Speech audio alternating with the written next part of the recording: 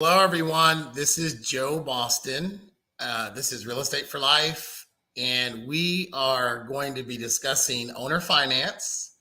And I have one of my really good friends and the Opportunity Circle leader for owner finance for the Dallas Real Estate Investment Group. Her name's Ann Christensen. Say hi, Hey Ann. everyone. That's awesome. So, one of the things that we want to do with the Real Estate for Life podcast is to expose you to as many different strategies as possible.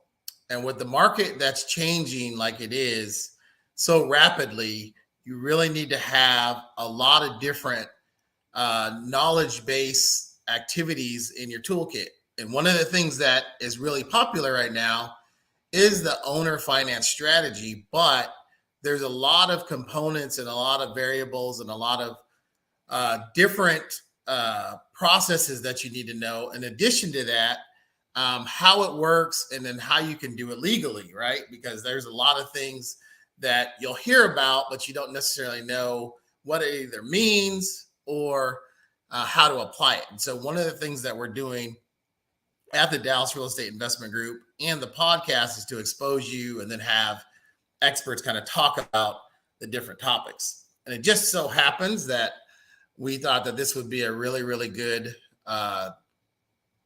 exit strategy to talk about. And so, just a little bit of background is for me personally, I was always known as the rental guy. And so going back, and one of the things that Ann and I have in common is that we were in the United States Air Force. So go Falcons. But we were taught really to just aspire to get promoted. It's kind of like the whole corporate environment, getting promoted. And rarely were we looking at, an additional income stream, and I say back in the day, Ann, but, we're only talking 15, 20 years. I mean, this wasn't so popular, right? Real estate wasn't where it is today, where it's so mainstream.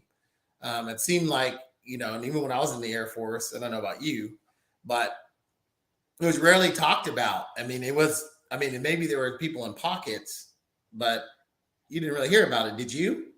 Not a lot. I mean, there were some of my mentors and stuff. Occasionally, they would buy houses at different assignments and maybe keep them and rent them out. And that's what I did. Is as I kind of I moved. If I'm particularly, I was moving pretty quick and it was a fairly decent market, I kept the house instead of selling it when I left, and then just rented it. But I really wasn't aggressively trying to expand that rental portfolio because I didn't know enough about it. I mean, you're right. When we were in the Air Force, everything was focused on mission, mission, mission. And you had enough balls juggling in the air. I wasn't looking at outside income beyond just putting things in mutual funds.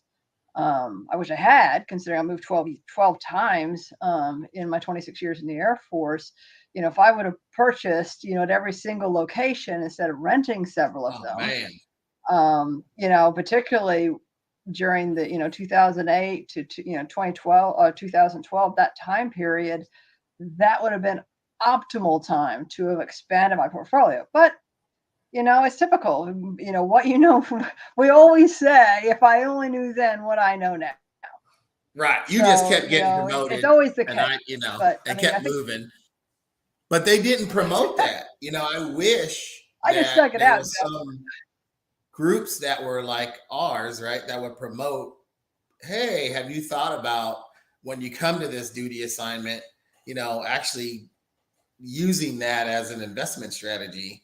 But I never had that. I wasn't really even thinking along those lines. And, I only stayed in roughly 10 years, but at that point, I was fortunate enough to keep one. And so that's kind of what started my real estate career. And I think I mentioned this to you, is when I was at one of my duty stations, I actually bought a house and I kept it when I actually transitioned out of the military. And fortunately enough, I kept it as a rental. And that actually was my segue into getting into real estate. And I met a gentleman while I was in Florida, and that started kind of the process of doing rentals, along with one of my friends in the military. He was doing it. He just so happened his father was doing it. And so I was like, oh, okay, what is this? And, I tell the story of screwing all the rehabs and everything up. But, that was back then when things were so, they were a lot more economical and you could make, mistakes, right? So rentals at that point in time were 80,000 or sometimes 65,000. And, the market is so different now that we had to expand on our knowledge to make a lot of the extra strategies profitable, right? Because that's why we're doing it. So I know you are actually able to, purchase some properties, right? So you're actually able to do that as well as like I Yeah, would have yeah, some. my first property that I ended up keeping and rent. I mean, was my very first assignment at 24. I bought my first property, but I sold that one. Hindsight, I wish I had kept it because that particular area actually significantly expanded. Where originally it was, a small town with one traffic light. But about halfway through my career, I ended up I purchased another house in down in San Antonio, and that was about in 2004. And I still have that property today. Now, back, when you talk about timing, pricing, because it was one that I purchased it and I lived in it, and then I kept it and just didn't sell it. Just went ahead and rented it. So I started renting in 2004, and I have to this day. When I first purchased it, it was about 112,000. Now that house is valued at 300. Wait, I'll take it for 112. I'll give you even 150 for it. What about that? Exactly. Well, and kind of benefit, at those points, because obviously, paying off. I mean, I never really cash flowed a significant amount on these properties, because I always carried always had a note carrying it. And then when you got to add, a lot of people don't always think about those added costs for vacancy allowances, capital maintenance, capital expenditures. It's not just the gross amount. You've got to look at your net, because your air conditioner is going to break. You're gonna end up having to replace the roof. And here in Texas, that costs a lot of money, and the insurance doesn't pay a whole lot for it, because we get a lot of hail and we get a lot of roofs to be replaced. So Right. you've got to be sure that you account for that. A lot of times they don't. A lot of people don't always think about that. They just think at the Well, gross. that's a good point. I think even going back kind of to the time frame where I started, things were a lot different, meaning your barrier to entry isn't what it was now, like it is now. So if you're buying it, let's say 65,000 to 80,000, well, when we talk about the reserves and we talk about, cap X, and we talk about, those numbers were a lot smaller because obviously labor and materials were cheaper as well, so we didn't have to set aside as much. And then in addition to that, when you start talking about, the payment, we always say now, I mean, the things you can control, the principal and interest, for the most part, the things you can't control, obviously the insurance and the taxes, but those two combined, the taxes and insurance, have skyrocketed. So now, I think you and I always talk about this, is it creates a whole different approach to making money in real estate. Would you agree? Absolutely. Absolutely. I mean, because it's making those numbers a lot thinner. And that's particularly in this area. Our property taxes just in the last 3 years have skyrocketed. And this is in all of Texas, because as I said, my San Antonio house is the same way. I'm starting to see the same thing even on my Virginia property. Just because with the housing prices that have gone up, and now also the tax rates are going up, exponentially. So it is creating a significant problem with trying to make that, that gross and that net to make it worthwhile to cover your costs. I mean, you can generally still cover them if you've had it long enough. But if the people trying to get in as a new acquisition and buying new properties, it is very, very difficult to make the numbers work well. A lot of it's because that's compounding the problem, besides the cost of the houses being so high. And this area is so competitive to get houses because everybody's trying to get into the real estate business, because now with the internet and more knowledge about it and the TV shows, people are more familiar with, I mean, this is the hot thing. I mean, you're right. 20 years ago, we didn't have it near as much information available as they do today. So now everybody and their brother's trying to get into it. And so that's been driving the numbers up. But then you compound that with the tax and interest. I mean, on my house in San Antonio, the taxes and insurance is almost as much as the principal and interest. And the principal and interest, I had actually about 3 years ago refinanced that property, pulling out the equity so that I could then turn around and then try to, leverage that for additional deals. So I pulled the money out. But I got great interest rate compared to what they are today. But it does make it to where now I'm not making a whole lot. I mean, basically, on that property, my gross revenue on that currently is about 510. But I'm netting only about, after I take out the property manager and the CapEx and being reasonable with the numbers, I'm only netting about 150 a month. So it makes it where it's not creating a huge cash flow. So then you're having to look at, okay, so what about, the appreciation? But that takes a long time to gain that equity appreciation. We've seen the big spike. So we're there now, in 2023. But, I don't think anybody who's in this market is going to think the next 3 years are going to be like the last 3 years. Right. And then with inflation, right, they're intending to stall the market. So because of that, price points start to come down. And so, when you're banking on, if you weren't using the equity, and that's another discussion, right? So kind of to piggyback on what you were saying is, before, one of the things that makes real estate so attractive right now as well is we used to have pensions and, even the military, the way the retirement structure now, it's a lot different, right? You've got to pay into these programs that will then pay you over time. But so people are looking for a way to retire. And I think that's one of the reasons why real estate also has become so popular, is because when you're looking for passive income streams, some of those things we had when we were younger don't exist anymore. Corporations aren't offering those type of strategies. So that's even compounded our issue, right? With competition, and then, with price increase. And then one of the things also I'd like to say is the equity that we have, and we're not utilizing it, is just a number, right? So just on paper. That's right.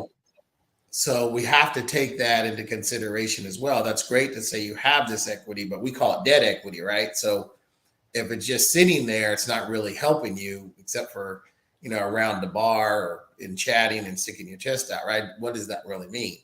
Yeah. Saying what your net worth is on paper is one thing. The question is what you can actually leverage. Correct. So and I'm glad I did because I did it 3 years ago when I was able to get in, like a 3.5% interest rate on both my loans, basically.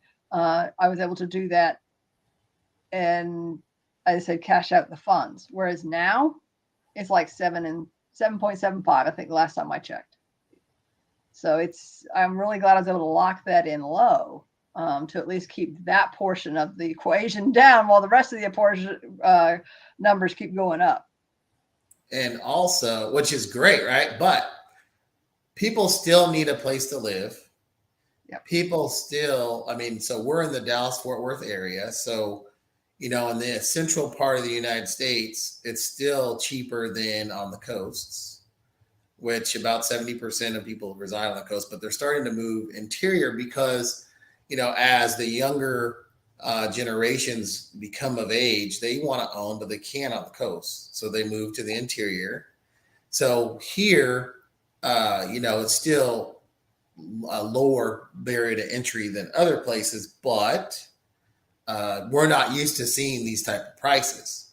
So to your point is, in order to make some of these strategies work, you have to pivot, right? So we talk about the big three. So it's fix and flip, it's owner finance, which we're going to talk about not only today, but on our meeting on the 16th at the Dallas Real Estate Investment Group. And then the final one typically is rentals, right? So, like I mentioned, I grew up in this industry utilizing rentals because when you buy at 65,000 or 80,000, you can almost make a bunch of mistakes, which I did, and then still recover. But right now, if you're paying 150, 180,000, that's minus rehab, add 50,000, let's say in rehab. So you're at 200 to 250,000 and just purchase acquisition costs, right? Just paying for the property, then your spread, right? So, because what you and I've talked about before is that your rental, the amount you can get for rents plateaus. So, what a family can afford, might be 2,000, 2,500, but the majority of families cannot do that. But us as real estate investors, we're still looking for that opportunity to make, cash flow and then spreads so that it makes it worthwhile. So you mentioned a little bit ago that you had a property in San Antonio. So I'd like to kind of expand on that. So you're telling me that, so I guess how most of us present that, well, if we were looking at your property, we would just leave it at your cash flowing $510, let's say, right? And we would leave it at that. Gross. But typically, though, wouldn't we just leave it at that if we were at a presentation or at a meeting, and we would walk away and say, "Good job, man. You're making $510 cash flow a month. Let it go." Yeah, but unfortunately, my bank account doesn't look that well, because there's still these other things. Like just last month, I had to spend $8,000 to replace the air conditioner in that property. Right. So you think that ate up? How many months of that, 510 cash flow did it just eat up? Basically that's a year and a half gone. I'm now at break even for a year and a half. And that was just the air conditioner. So, I mean, that's why, like we said before, and yeah, you and I've talked a lot. I see a lot of times these groups and people pitching, hey, look, here's, if you're going to do a fix and flip, here's a purchase price, or here's the rehab. Oh, look, if you sell it, this is your number. Or same thing with rentals. They look at the gross. They're not looking at all of the numbers involved. So that's one thing I always want to deep dive into the numbers to try to take everything into account to get a true apples to apples, that no kidding, when I'm counting the dollars in my wallet, it's actually the numbers that's going to be there and not some hypothetical number. So, like I mentioned before, the 510, when I account for my property manager, because it's not local, when I account for that CapEx so that I could cover the cost of the air conditioner and not take that out of my pocket now, and out of my current, living expenses, I need to have that money set aside in reserves. And so often, people do get into these businesses, and and what they don't teach them is you need to have some reasonable reserve so that when things happen in your investments, you can cover them, particularly when you're talking with rentals for that long term. But on my San Antonio property, as the example, I mean, I net 150 on that after I take everything out for the for what I need to be maintaining for those expenses. Right. And so I'm even, guilty of kind of lowballing the reserve, as you've seen. But one of the things that we're working on together is putting kind of an overview of an industry standard and what to expect and what you should be doing or putting aside.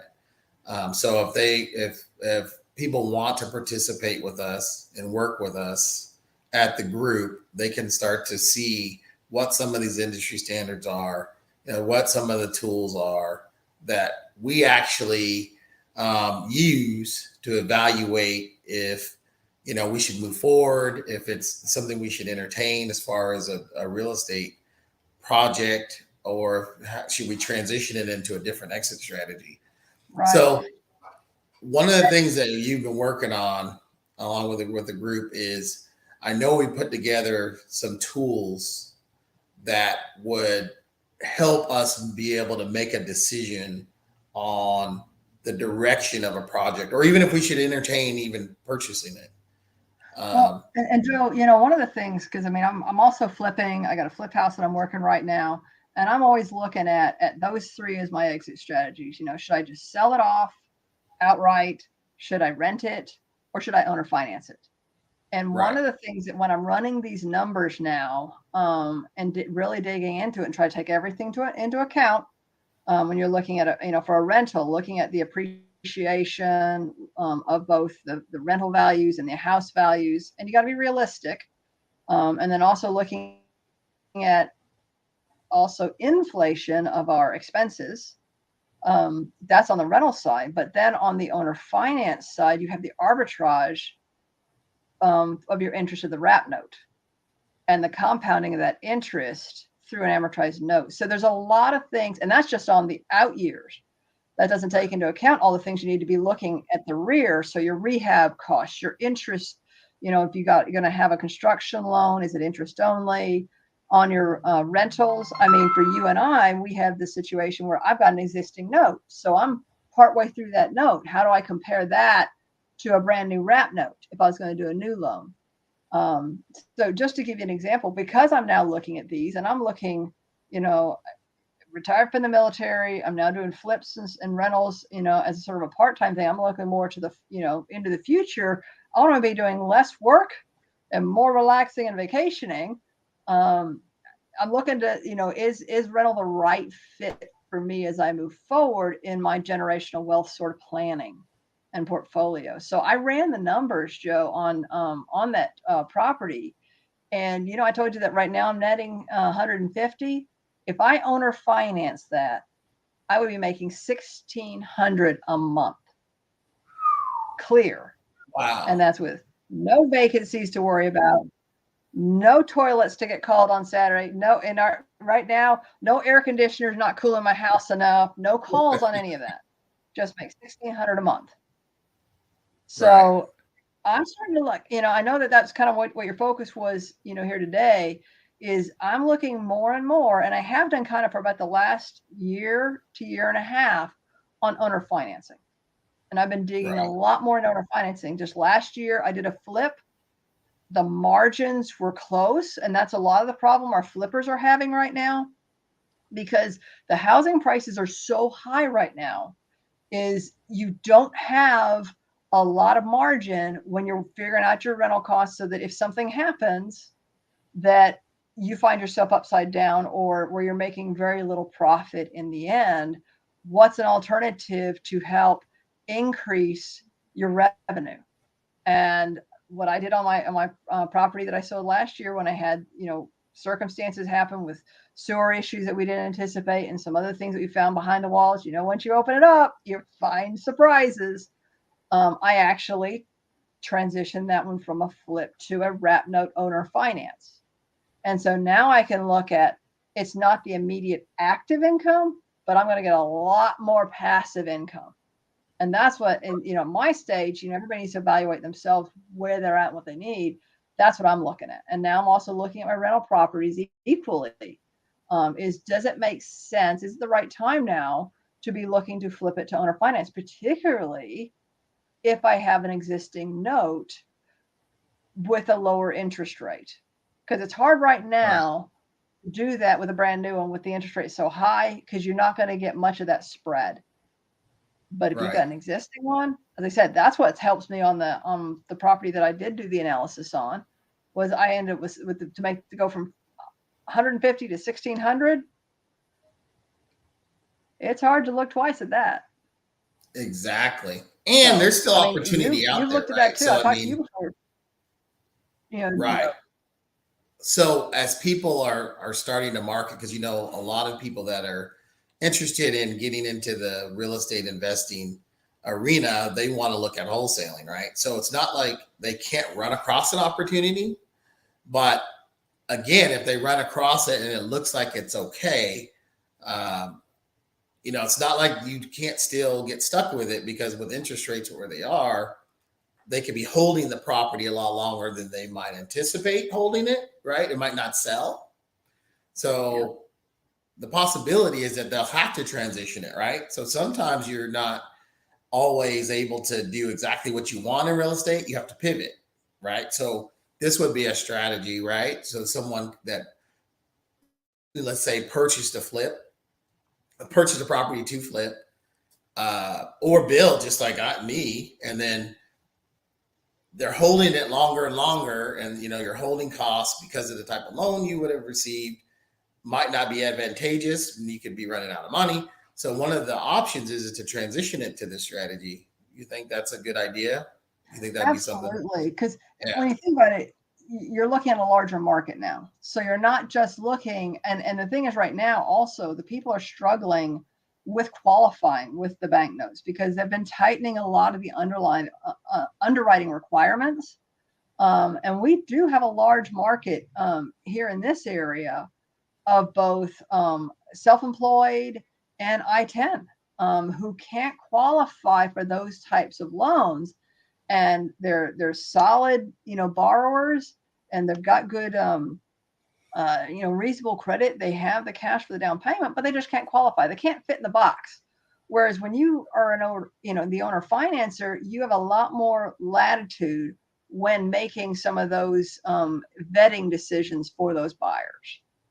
Right. And so I think that this option gives not only the ability for people that qualify through traditional means, but also from the investors' side of the ledger, an opportunity, like you mentioned, like your property in San Antonio, to cash flow a lot more, right, without what we call the landlording headache. So I guess what I like to do now is what we're working on is, right, the ability for people to somewhat analyze, right? So when we're talking about the specifics with owner finance, I know you're going to lead a program, an opportunity circle, but do you want to kind of highlight, and I'm going to go ahead and show something, kind of just an overview of what it looks like and the information that's on this analyzer. So, to me, it all starts with the numbers. You've got to get down to the numbers to see, because this business is all about whether you're talking immediate cash for active income or passive, cash today versus cash tomorrow, say for passive income, is working out the numbers both today and then out into the future. And that can help depending on your particular, your life state, your stage in life, your family, if you're going to have kids down the road going to college and you're going to need to have more of that, income down the road. I mean, a lot of those things that you need to take into consideration when determining what's the best strategy for an investment when you're talking passive versus active income. And then on top of that, how much that is. So I like to drill, as I said, dig into the numbers. You kind of threw up there. I have a calculator that I use that will show me all three scenarios. So basically it will show me if I wanted to just take the property and flip it out, rent it out, or if I wrap it and do an owner finance. And it doesn't just look at today, it looks at for the life of a note. So it goes out basically 30 years. Or if you're only going to do notes for 20 years, it goes out to 20 years. And it flows it out, and it takes into account both appreciation on the rental side. It takes into account inflation on the rental side, both for the next 30 years. It also takes into account the compounding and the arbitrage that you get through the note. You can also take, if you have an original note, it adjusts. So you've got your wrap note starting today, and you may be 10 years, on say 120 payment number 127. It puts those in there and then does your line by line comparison to be able to calculate what your principal balance is, what your cash flow is, and your overall return on investment. And I take into account the equity that you currently have already paid off on your house on that return on investment, and your cash on cash return for, if you're having to do a rehab right now. Because I mean, obviously, typically you're looking at a house that's in optimal shape if you're wanting optimal dollars to leverage the market. And that's why I think right now is such a prime time for existing landlords, because they may have these existing notes that they perhaps, I said, in my case, I refied it fairly recently, so it's not an older note. But if you got older notes with a better interest rate than what you can get today, this particular calculator could run them side by side to see, hey, does it make sense to now turn that into something that can then cash flow without you having to worry about rentals. Because I've had several people, Joe, when I go to your meetings, that have come up and said, hey, they've got rental houses and they're just tired of dealing with the tenants, tired of dealing with the issues on the house and everything that's been going on with it. They want something that's more passive. So, and I've kind of briefly talked to them about that. Because when the numbers work, and I'm not saying it always works out that it makes more sense. It may make more sense if you've got it completely paid off financially just to keep renting it out. And then because you're basically bankrolling the whole thing.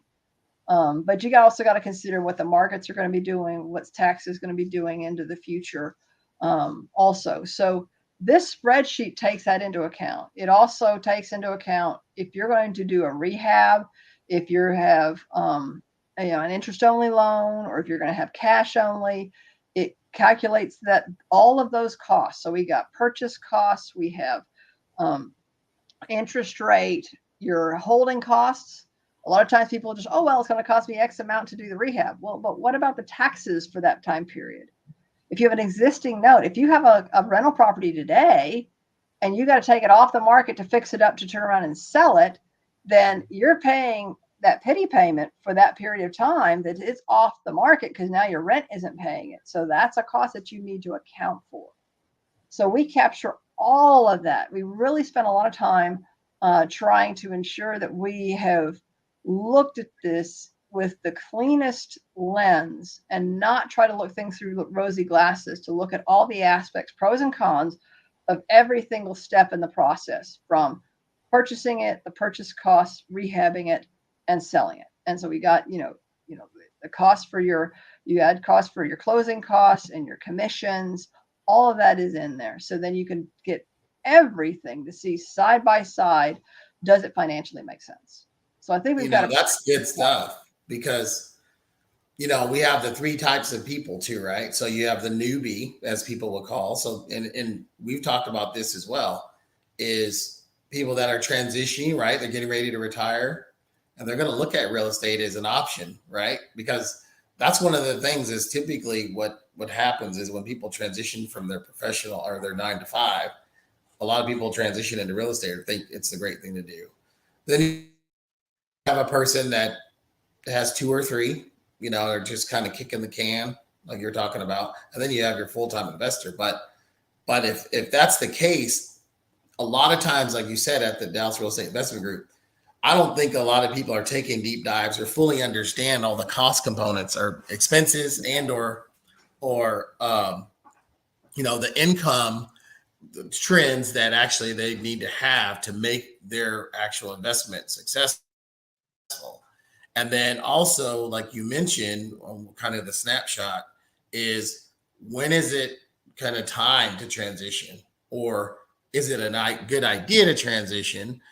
Just like myself, right? So the cool thing is, for a lot of landlords that are out there that have been doing this for a while, even if you have 2 or 3 or 1, is if you were to own that property, let's say you owned it 2 years and you had a 4.5%, 5% interest rate. Well, the advantage is the way you run the numbers is you could offer, even like in the marketplace today, to someone that has an I-10, even if you offered an 8.5%, 9% interest rate, which is comparative or comparable to what you and I would get, right? If we were just to get a loan, off the street for an investment loan or investment property. Absolutely. And that is very common in owner finance, because typically the buyers that you're looking at owner finance is people who can't qualify for a bank loan. So they are a little bit higher risk, and they realize the fact that they're going to have to pay that little bit more in the interest rate because of that. But you're providing an opportunity to a market that they wouldn't normally have, because they can't get the bank loan. So if they're an I-10, so they're not counting all their income, so they never qualify in the debt to income area, or if they're self-employed and they're writing off a lot of expenses on their business, then their tax returns don't show that they make enough to meet the debt to income. So there is definitely a market out there that owner financing can provide an opportunity to. and they are good sources as buyers. If you make sure that you appropriately vet them and look into them. And typically, as I said, with those, you right now, well, even almost 2 years ago, we're still looking at 9%, and that was when the interest rate was at 4 and 5% for your typical loan. So, Correct. I mean, definitely 9 to 10% is very, very reasonable right now for Right. owner finance, because they said these people, they're not somebody who's going to qualify for the best rates, but we're giving them an opportunity they wouldn't normally have. So good thing is that we're going to be talking about this on September 16th at the Dallas Real Estate Investment Group. And so quickly, what are some of the things you're going to be talking about?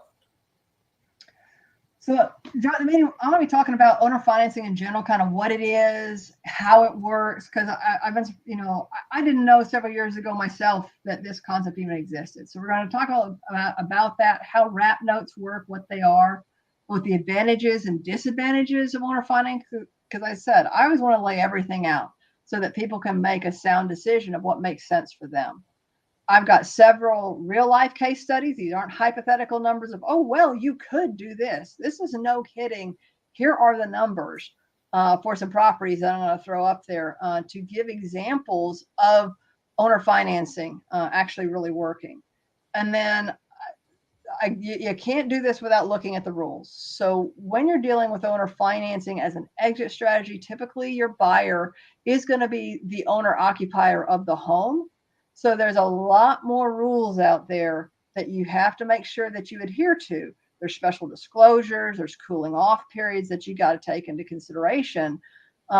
Because back, when the demise of the housing market and the subprime lending back in the 2008, basically up to 2010, there was a lot of people taking advantage, even banks taking advantage of borrowers.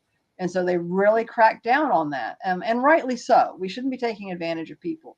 But there's a lot of rules out there because of that you got to be sure that you navigate so that you don't get crosswise when you look to do some owner financing. So we'll go over some of that.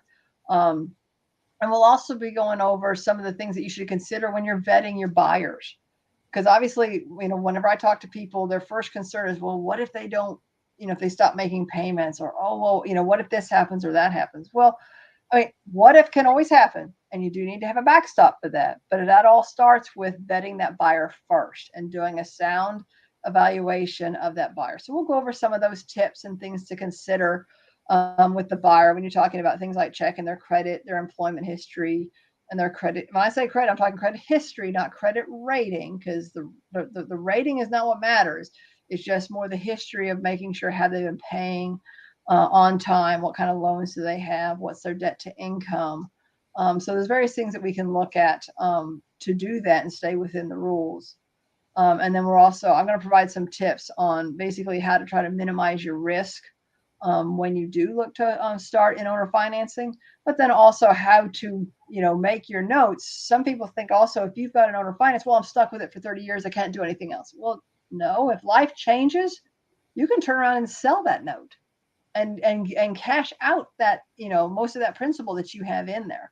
So selling notes is a big business on the secondary market. So that's always another exit strategy. We're not going to deep dive into that because that's a whole nother chapter sort of in this industry and way of life. But I will talk about some ways that when you're going in, what you can do to make sure that your note is something that would be more profitable when you look, if you ever had to then look to flip it. Because generally those that you adhere to that, then it makes it a more safer loan in the long run for you.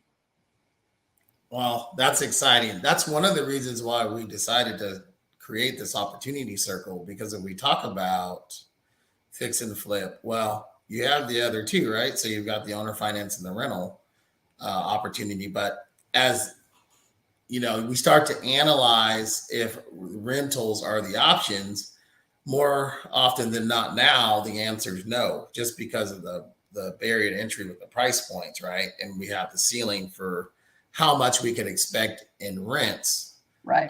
So it's kind of narrowed that window for rentals. And so that's one of the reasons why this is starting to take more of a percentage of the direction that real estate investors should probably think about.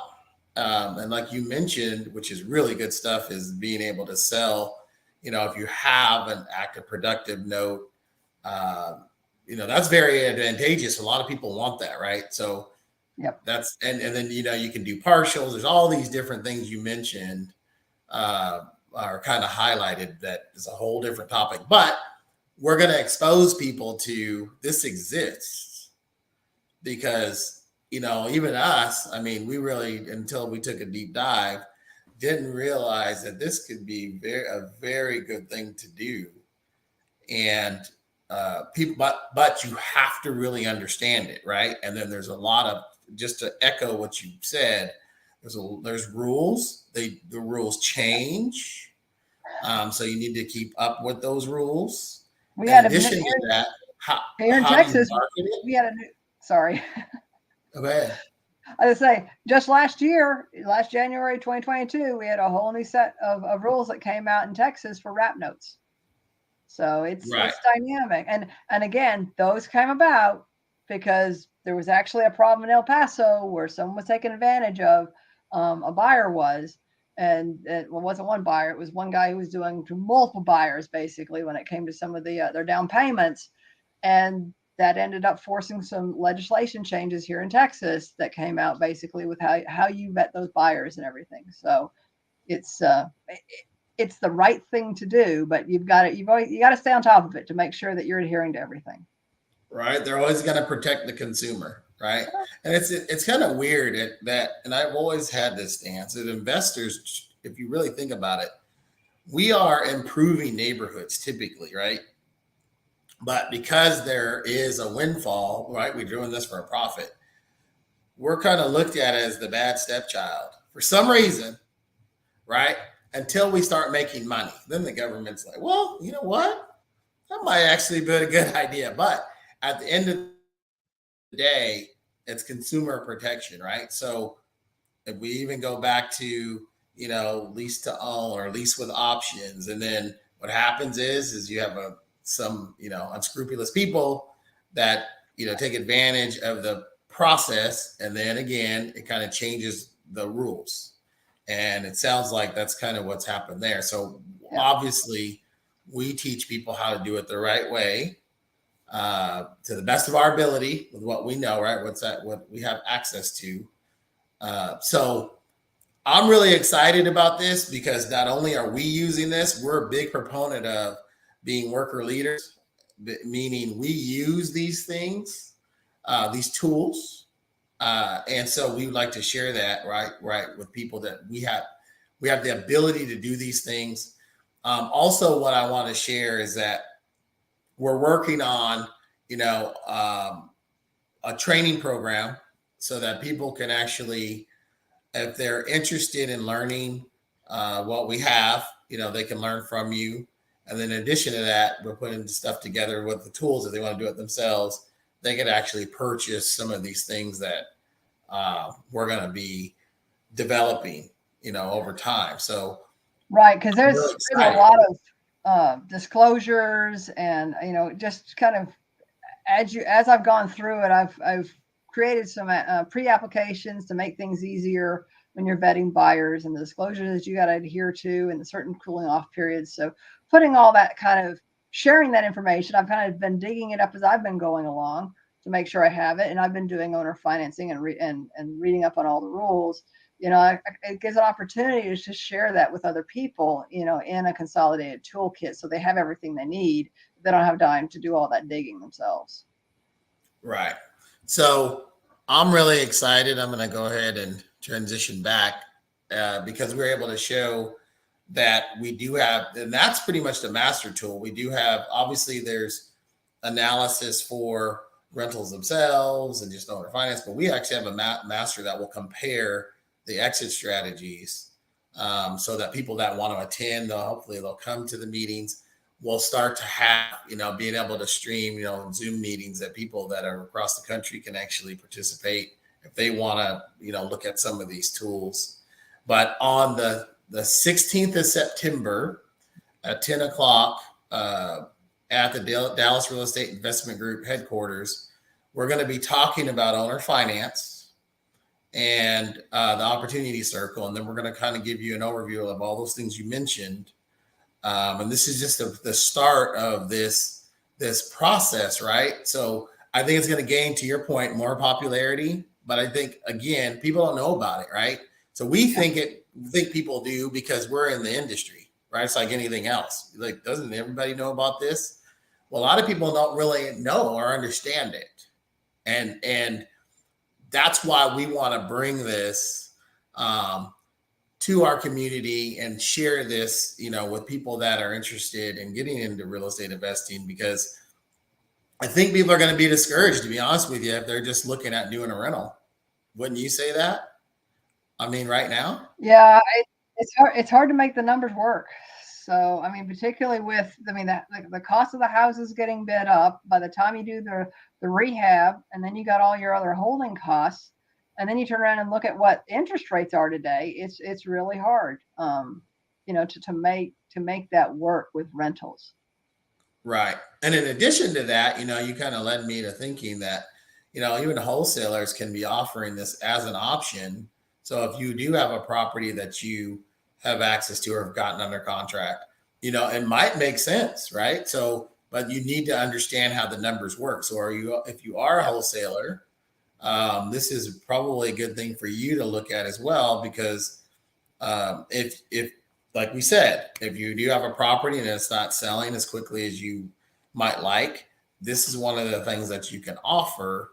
And then again, you start to learn more about the note business, and you can sell the notes and do partials. And there's all these other things that you can evolve into with the financing, right? The creative financing of how to make it work. Well, thank you, Ann. I'm excited to be working with you.